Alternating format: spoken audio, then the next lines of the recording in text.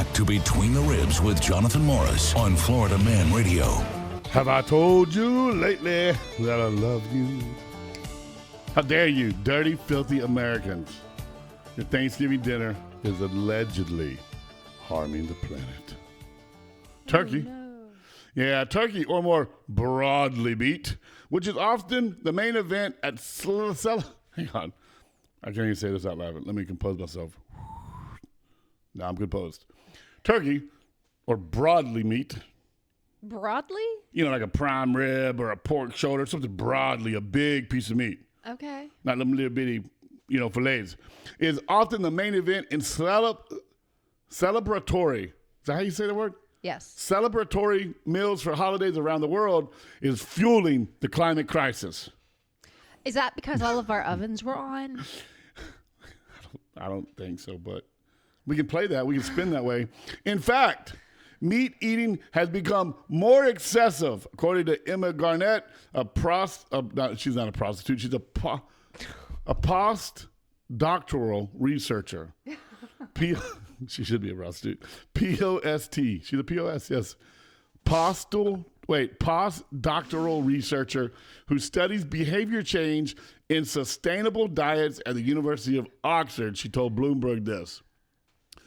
This is her quote. Especially in industrialized countries like the U.S., people consume more meat than dietary guidelines recommend. Dietary guidelines are dumb. And they're made by the CDC, and they're made by the wheat farmers and the people who benefit from us eating more. Oh, by the way, I just showed Heather my catalog that I got. Seed catalog. Seed catalog. I didn't know those things existed. Basically, you can open it up and find all the seeds from everywhere, and it tells you everything that's in it. Yes. What? How it grows, how big it's going to get, How much sugar space, content, how much much space to plant. sun. Yes. And Like more than the back of the seed packet would yes, tell of you. course, yes. Out of 10 pages of seed corn varieties, which there's a lot of varieties on 10 pages, there was only 13 varieties that were non-GMO open pollinated varieties.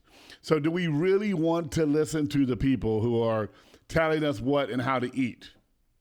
Really? No, because they want us eating plastic. And a bunch of other crap. Food systems like America are responsible for a third of global greenhouse gas emissions, which is huge, she says. It's huge. She's a behavior science associate. She's adding that the production, transportation, and consumption of animal-based foods are the dominant source of our climate crisis, and it has to stop. Is she serious? She's dead serious, literally. Is she a vegetarian? Oh, she's a plant-based nutritionalist that she also studies behavioral science. And her behavioral science is science based on dietary patterns of people who eat meat more than they eat vegetables. So, but that's not hard. You shouldn't get paid to study that. You can just go out into the world, and I can spot vegetarians over meat eaters. I can tell you people who eat meat and people who don't, just by looking at the way they walk, the way they talk. There's something to be said about a meat eater. Okay. There is. Before I get into dirty Mexican cows and the beef prices that are already high, and isn't it convenient that once again there's an attack on beef right before Christmas? If you remember last year, the 25,000 cows that were killed just before slaughter, about a month and a half before they hit the July 4th beach weekend market. Yeah. So here we are just ahead of Christmas, and they're calling for Christmas and New Year's. You got two big holidays. Two big holidays, and beef prices are already high because everything we've been through the last 4 years. Now they're calling for the destruction of more cattle. Now, there are dirty cows coming across from Mexico, and they do carry a worm, and we are going to get into that. Can't you cook? I mean, once you cook it, it kills the worm, right? How many people eat their meat medium rare or rare? Oh, y'all are weird. Start cooking your meat. No, we are healthy, wealthy, and wise. Okay. Eat your meat between the thighs. Between the ribs. No, I'm sorry. I didn't mean to say it that way. But now you finally got an adult joke. Wow. Congratulations. Welcome to the adult party. Can I go back to the kid table? So here, riddle me this, riddle me that. I was doing some numbers this morning. Just sitting around waiting on Heather to show up for work. I'm just playing. You're always on time and early. But I was going over some stories and I was checking some things out, and it didn't hit me because before I mainly raised meat for sale, I lived on a vegetable farm, and I lived on a row crop farm. My dad grew cane and corn and beans, not soybeans. And Was that your primary food back then? Was vegetables no, from the farm? No, we always ate meat. Okay, I don't know. We had our own pigs, our own ducks, our own rabbits, our own geese, cows, but we didn't grow them to sell to the public. Okay. Our main source of food has never been vegetables. Vegetables are called a side dish. They are not the main dish. They're always on the side. There's a reason they're in little bowls next to the meat platter In bowls. or trays or whatever you put them in. Sitting next to it on the plate. All right, you do you. But how do you serve it? You bring it to the table. You have a meat platter, and then you have your corn and your beans or whatever you got, mashed potatoes or whatever. They're not all in one bowl together on the table, are they? No, we don't put it on the table. We serve it on plates and then put it around. We don't trust our kids, I guess. I don't know. Oh, so I'm sure a lot of people do this. You don't set a table. We set a table with plates and silverware and napkins and place settings. But how does the food get on the plate? We put it there. From where? From the stove, from beside the stove. Okay, so the kids bring their plate to the kitchen, you put it on their plate, and they put the plate back on the table. Right. Or you bring the pots out and serve out of the pot. We bring the plates to the pots. Okay, that's cool. We do that from time to time. Well, Amy will make something and we're eating quick, and everybody line up, go to the kitchen. And like at Thanksgiving yesterday, we had the table in the kitchen set up, and all the food was there. So the tables were all made out here. Then everybody got their plate. They walked around the serving table, made their plate, and then they came and sit down and eat. Yeah. But like on a normal family night, all the kids will be sitting around the table, and we'll bring out, whatever we're eating, if it's green beans and potatoes and beef. And that makes sense because they probably all eat different amounts or want seconds, and it's all right there. Yeah, there's and dinner. Nobody has to get Eat up it until it's gone. It's sitting on the table. Nobody gets up. You serve it onto your plates. Right. Right. Okay. So side dish versus main dish. Can we get back to my story, please? Yes. All right. So it started getting me thinking about, like, when I thought about the farm animal operation, the livestock operation, and it doesn't matter if it's beef or lamb or goat or rabbit or chicken, just livestock in general, animals. You would go out in the morning and either a four-wheeler, or if you were a big ranch, you had a horse, okay? Or at worst, you had one pickup truck, maybe two, and you went out in the morning, you put out all your feed, you checked your water lines, checked your fence. If you're putting out feed for some of the chickens, different animals, you put out your feed, and then you're gone. And the animals just walk around, and they eat from the ground, and they poop and pee, and it goes back into the ground, and it's kind of like this regenerative cycle of life farming, okay?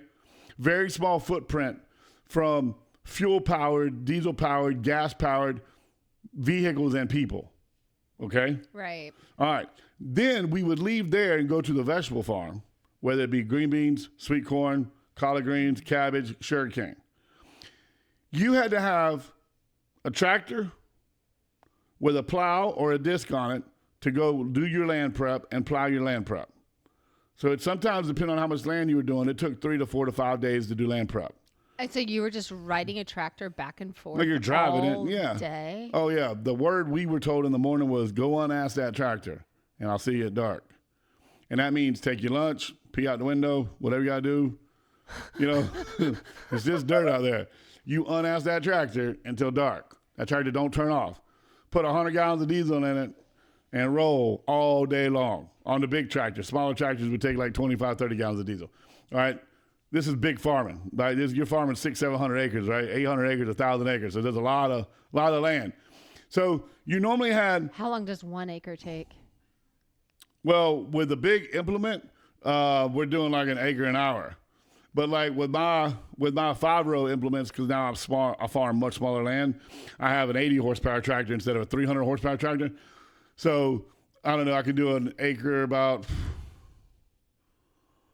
This is just flat land with dirt. All it is tilling it, right? Yeah, but you're not just driving over it at 30 miles an hour. But you're disking it up. Yeah, and you have to make a pattern, and you have to cut it one way, and then you have to cut it an opposite way. If not, you just start rolling it, and you don't cut anything.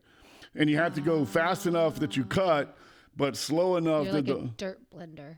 Kinda, but different. So you got to go fast enough that you cut the roots, but you got to go slow enough that the weight of the implement stays in the ground and doesn't ride on top. You get some idiot ain't never been in one. He's trying to get done. He's going so fast that one, you're going to burn up your transmission in the tractor. You're going to burn up your wheels and your gears. And two, he's just snatching that thing across the top of the ground, and it's bouncing and popping around, and you end up breaking a disc, breaking an axle, throwing your bearings off.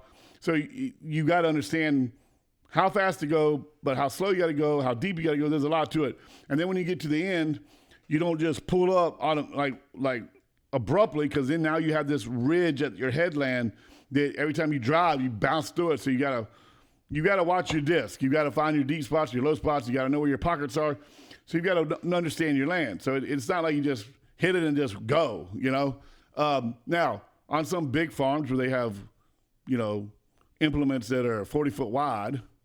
What is an implement? Is that the machine? That's what you pull behind the tractor. Okay. So you have a tractor and you have an implement. It may be a disc, it may be a plow, it may be a raker, it may be a scratcher, it may be a planter, it may be a sprayer, different implements. Okay. Like we had a 28-foot disc, right? And so just so you know, an acre is 12 foot wide by a mile. Oh, wow. Okay. So an acre is 12 foot wide by a mile. We had half-mile fields. So with a 28-foot disc, you go down and back, and you've done almost 3 acres.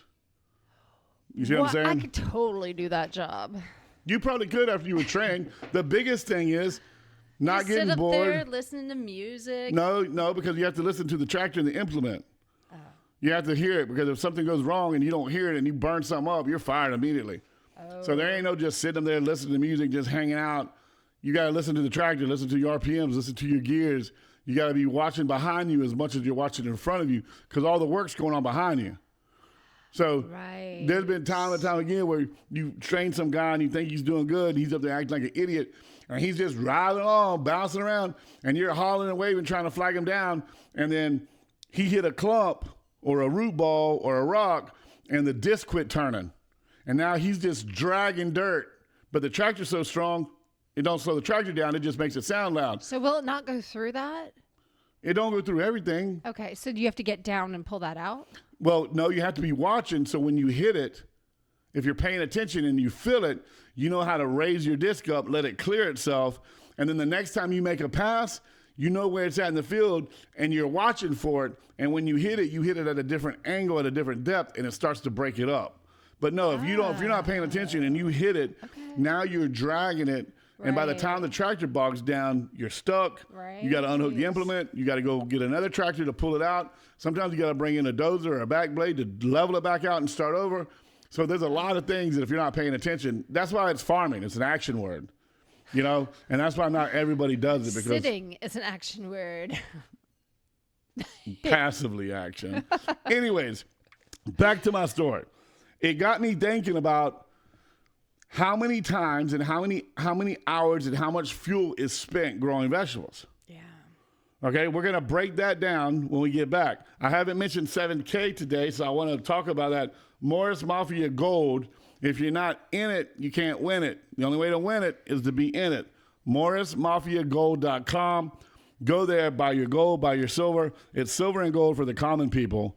You don't have to have $10,000 to get started. You can just buy a piece of silver for $38, have it shipped to your house. If you want to save money, they have different ways to enter: basic access, VIP access, or legacy access. That's one payment for life, and you reap all the benefits. Morris Mafia Gold. Stick around. We'll be right Put back. my ass in a lawn chair, toes in the clay. Not a worry in a world of PBR on the way. Life is good today. Life is good today.